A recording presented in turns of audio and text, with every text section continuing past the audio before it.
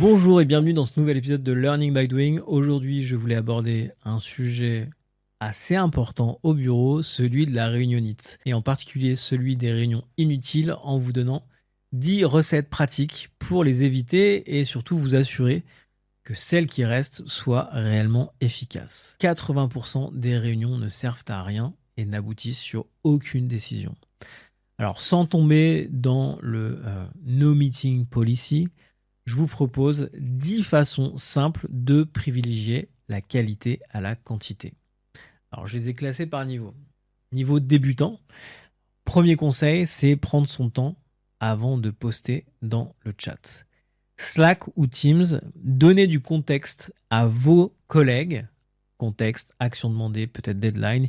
Ils vous répondront plus vite et ça évitera des allers-retours, voire même le besoin de s'appeler. Deuxième conseil, commentez vos fichiers partagés. C'est une super alternative à l'email. Le fichier de travail partagé en mode édition est l'un des meilleurs outils pour moi pour savoir exactement sur quelle partie du document vos collègues vous attendent. Troisième conseil, écrire l'ordre du jour avant d'envoyer une invitation à une réunion. Chaque invitation doit contenir un ordre du jour en pièce jointe ou dans le corps de l'invitation. Faire cet exercice, c'est à minima vous assurer que vous serez prêt et que les participants savent sur quoi ils sont attendus. Au mieux, vous vous questionnerez sur l'utilité même de cette réunion. Et ça, c'est du temps gagné. Vous savez, le fameux « ça aurait pu être un email ». Quatrième point, et on va finir le niveau débutant par ça, tenir son journal de bord. Notez tous vos sujets et traitez de manière plus asynchrone avec vos collègues. Questionnez aussi les niveaux d'urgence des demandes. Alimentez ainsi en continu le contenu de vos futurs points. C'est un vrai gain de temps dans la préparation. C'est-à-dire que si vous savez que vous voyez vos collègues chaque semaine, tel jour, telle heure, notez au fil de l'eau dans la semaine, avec un document partagé par exemple, les sujets que vous voulez aborder avec eux ou que eux veulent aborder avec vous. Niveau intermédiaire maintenant. Vous pouvez utiliser des sondages, prendre le pouls avant un meeting important ou une décision à prendre. Ça permet d'impliquer aussi vos collègues et de cadrer la participation de chacun. S'assurer que les gens ont déjà un premier avis, ont déjà fait une première idée du sujet avant de rentrer dans la réunion. Autre conseil, rédiger un mémo, un document d'une page max dans lequel on a pris le temps de synthétiser les informations dont on dispose et on a détaillé les choix possibles.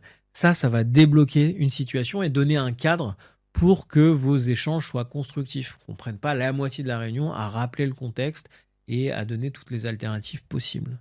Septième conseil, optez pour des daily quand ça se justifie. Je ne vous propose pas de créer encore d'autres rituels, mais quand c'est un peu chaud ou quand la deadline est proche, prendre 5 minutes chrono chaque matin pour se donner de la visibilité, ma victoire, mon blocage, ma demande spéciale, c'est plus efficace qu'un copil d'1h30 qui va perdre du temps à tout le monde. Optez pour le daily stand-up quand c'est pertinent. Quand c'est un peu chaud ou quand la deadline approche, 5 minutes chrono chaque matin pour se donner de la visibilité, ma victoire, mon blocage, ma demande spéciale, c'est beaucoup plus efficace qu'un copil complet d'1h30. Huitième conseil, dire non mieux et plus souvent. C'est peut-être le conseil le plus difficile du jour. Pourquoi ? Parce qu'on n'est pas conditionné à ça, on ne nous a pas appris à dire non.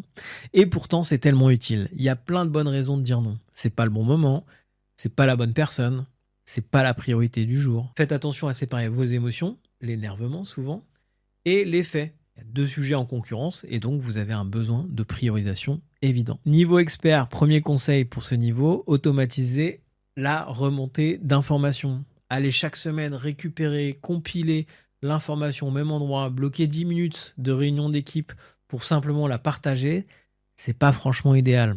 Il existe aujourd'hui une multitude d'outils pour connecter vos applications. Alors je pense à Zapier, mais les suites Office ou Google Sheets fonctionne déjà très très bien, devrait pouvoir vous aider sur les sujets.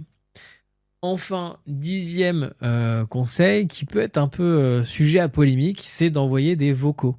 Alors, je ne suis pas le plus grand fan des vocaux, mais il y a une utilisation que je trouve assez intéressante. On va dire que c'est réservé aux experts et c'est à utiliser avec parcimonie. Pourquoi utiliser avec parcimonie ? Parce que ça demande souvent beaucoup de temps de traitement au destinataire quand on compare ça à juste de l'écrit. Cependant, c'est idéal pour donner un peu de chaleur, un peu plus incarné un message et rebooster tout le monde en début de semaine notamment. En résumé, le point commun de tous ces conseils, c'est de faire de l'asynchrone un peu le mode par défaut, parce que ça signifie moins de réunions et ça signifie aussi souvent de bien meilleures réunions. Voilà, c'est tout pour aujourd'hui. J'espère que ces quelques conseils vous auront été utiles. Si c'est le cas, n'hésitez pas à me le dire en commentaire et à vous abonner à ce format. Je vous donne rendez-vous la semaine prochaine pour un nouvel épisode de Learning by Doing. D'ici là, portez-vous bien. À bientôt.